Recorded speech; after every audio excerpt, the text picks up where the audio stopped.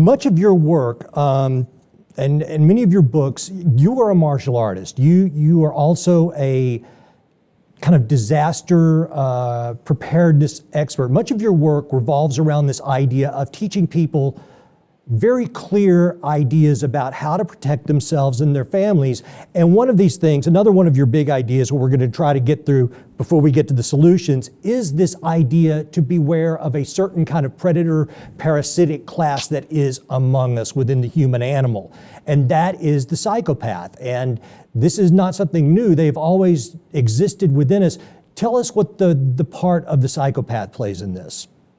Yeah, you know, because if I were to describe myself, I would say mostly I'm a philosopher. I want to know things. I want to know why things happen. And I read a lot of history, and I couldn't understand why this, you know, this evil and the horror, the endless war and nonsense, why this keeps happening. And so I've tried to investigate all the possible answers to that. And the only one that I've come to is that the problem seems to stem from a certain percentage of human beings that are born in every generation, probably about 10%. And these people are living, breathing monsters. There's no other way to describe them. They're inhuman in their diabolical, evil intentions. And these people are psychopaths. That's the current psychological definition for them. Probably in medieval times, they'd be called demons or witches or something like that. But that's the problem. Psychopaths are chameleons. They are born actors, and they're able to convince people that they are good, decent, caring people, which is the absolute opposite of the truth. These are horrible people. They enjoy watching people suffer. They enjoy enslaving people, enjoy suffering. But they're able to convince us that they're good people, and they're able to manipulate us because they don't have a conscience. So they're able to get away with, you know, types of acts and activities you and I wouldn't even think of. Seriously, it's not something that would even occur to us. And because of this ability, they tend to graduate and to the top of any hierarchical structure. So they tend to gravitate to the centers of power. So when you're talking about politics, the great political leaders will tend to be psychopaths, because an honest, decent person does not stand a chance in hell of defeating or competing with a psychopath in the political arena. Just doesn't happen. The psychopath will lie, he will scheme, he will blackmail, he will poison and take money from interest groups, or whatever it takes to win. An honest person is not going to do that because they're honest, and therefore, in that competition, an honest person cannot win, a psychopath will always win. So what we have is psychopaths in political power. Now, where's another area of power? Business, corporations, companies that deal with millions and billions of dollars. Same thing. The CEOs of these corporations will tend to be psychopaths, because if you're competing for a job with a psychopath and you're an honest person, you cannot get that promotion. The psychopath will blackmail and bribe and intimidate and do whatever it takes to get that promotion, whereas the decent, honest person is working and hoping that, you know, he'll be selected on the basis of his merit. But in the real world, that almost never happens, and so the psychopath will tend to dominate industry.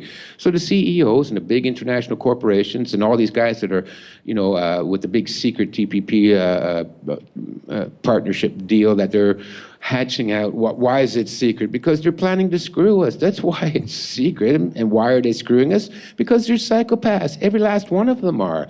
You know, I haven't heard a single CEO from any of these giant corporations that ever, you know, came out and said, listen, maybe we shouldn't be making these poor Chinese people work 16 hours a day for $2 a day.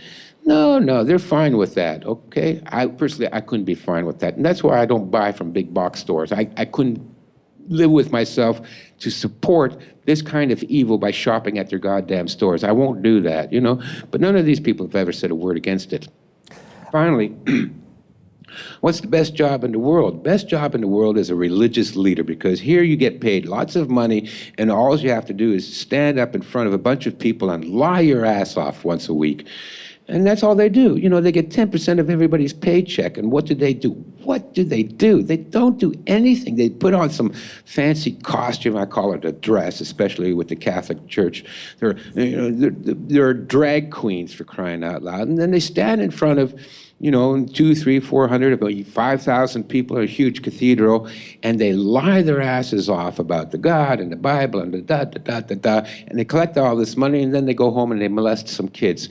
Who but a psychopath could do that kind of a job? You couldn't pay me to do that. If somebody said, Stefan, come to our church, and then every week, just pull stuff right out of your butt and lie your ass off, and we'll pay you a decent living, and then the rest of the week you can spend to yourself. I can't stand up in front of people and lie to them and exploit them and take their money. So who can do something like that? Psychopaths. So the problem, a big problem with our society, and what happens at the end of the dynasty is that, in the early stages, the warrior age, a good, honest, hardworking, decent people don't put up with this. Warriors do not put up with lying, scheming, backstabbing sons of bitches. But as we progress through the intellectual and into the merchant age, these people start to have greater and greater acceptability. And to the point now where our media, lauds and worships psychopathic personalities through our TV and our movie and the music. And this is all psychopathic value system that we're worshiping here, that we're being promoted. And so there's nobody to put them in their place. And so what happens is, it becomes like an infestation. They're a cancer on society. They metastasize until the psychopathic cancer infects every aspect of human society. And it's their influence that helps to destroy our society.